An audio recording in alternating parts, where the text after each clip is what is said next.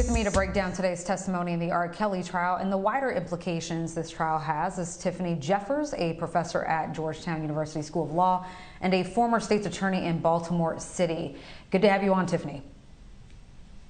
It's so good to be here. Thanks for having me. And just one correction, I was in Baltimore County, not the city. Don't want to take any fire away from my colleagues that practice in the city. Baltimore County, thank you for the clarification. Tiffany, today we heard more testimony from an accuser known as Faith. She's different from the other witnesses because she was 19 when she met Kelly and she wasn't a fan. And unlike the other witnesses who say Kelly coerced them into sex, she describes being forcibly raped and Kelly intimidating her with a gun. How do you think this testimony plays differently, if at all, to the jury?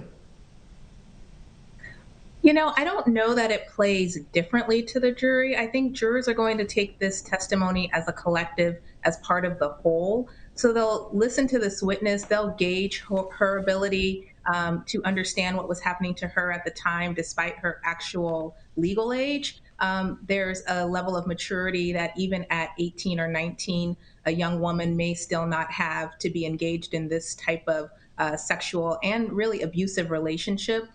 They'll listen to the violence, they'll listen to the emotional and psychological abuse that was testified about, and they'll take that into consideration with the collective whole, combined with the testimony of the younger victims in this case. And so I don't know that it's detrimental in a way that because of her age, that people would think, oh, she's very much a different victim than the other four that have testified so far. I think collectively it's going to be the abuse, the trauma, and really the use of emotional and psychological abuse to really get sex in these relationships. Now, the judge in the trial warned visitors to the courthouse today that they would be thrown out if they didn't behave after Faith's father reported being accosted by Kelly's fans after leaving yesterday. That's mind-boggling to me, considering how many decades there's been questionable, criminal behavior on the part of Kelly. What does this say about the strength of his support? That alarms me. Victims' families have the right to show emotion because this is a really emotional situation, and to be reprimanded in that way when the defendant is charged with such heinous crimes, I think is an offense to victims, to people who support victim groups, victim advocates. But it really does, as you say, speak to his fan base and how supportive, how blindly supportive, despite all evidence to the contrary of his guilt, they are, and how supportive they are going to be, regardless of how emotionally taxing and detrimental this case is to families of victims and witnesses testifying.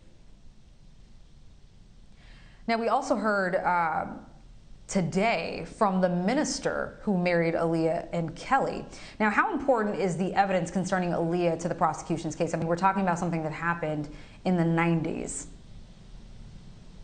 Well, Aliyah's, in this music industry and to the Black community, sort of a princess, our beloved deceased. And she was a young child. She became famous and earned her, her reputation in the industry very young. And so I think there's an overwhelming sense of protectivism for Aliyah. And so hearing about the ways in which she was abused as a child and taken advantage of criminally, entering into this illegal marriage, and being coerced to enter into this marriage, I think people will have strong reactions and strong feelings because unlike the characteristics assigned to the non-famous victims, Aliyah has more credibility, I'll say, because she's beloved by everyone in the public, whereas there's really an instance here where Black women and Black girls aren't being given the credibility that they deserve, that white women, white girls would be given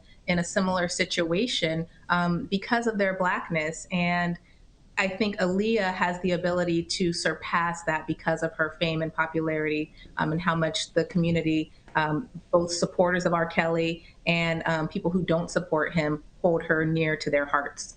I think her story and involvement in this case is incredibly critical for the prosecution. As a prosecutor, you've worked with women and girls who are victims of sex crimes. Can you speak to how traumatic the experience of testifying in court can be? So, the experience of testifying in court, regardless of the offense you're testifying about, is incredibly traumatic because our bodies are physically reliving that trauma as we're retelling the events, the account that happened to us, what we saw. And then, if you think about it in terms of sexual offenses, that physical response is almost overwhelming. And so you'll see victims crying, shaking, hysterical, unable to really get through the testimony because, again, it's almost as if they're reliving the incident in front of the public, in front of a judge, in front of a prosecutor. A defense attorney is questioning their credibility. There are 12 jurors, there's a court reporter, there's a person taking an artist in the courtroom, and then there could just be random people in the gallery because courts are public forums for the most part in most jurisdictions. And so imagine reliving the most traumatic experience that's happened to you publicly, and then multiply that times a million on this scale. And that's what these victims are going through. Right, given the high, yeah, this is a high profile case, so of course that's heightened. Now, Tiffany, you've written about the conflict you felt as a Black female prosecutor, something I've felt as well, being a former prosecutor, working within a system that doesn't protect us, right? Protect Black women and girls. Right. Can you expound on that? You know, I always felt so much empathy and affinity for the Black women victims, the Black girl victims that I worked with. You know, prosecutors don't represent victims; they represent the state.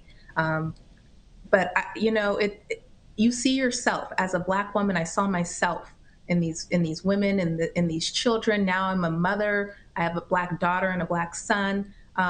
And I see my community. I see my family. I see my kids. I see my sisters when I look at Black women victims. And I understand that jurors don't believe Black women.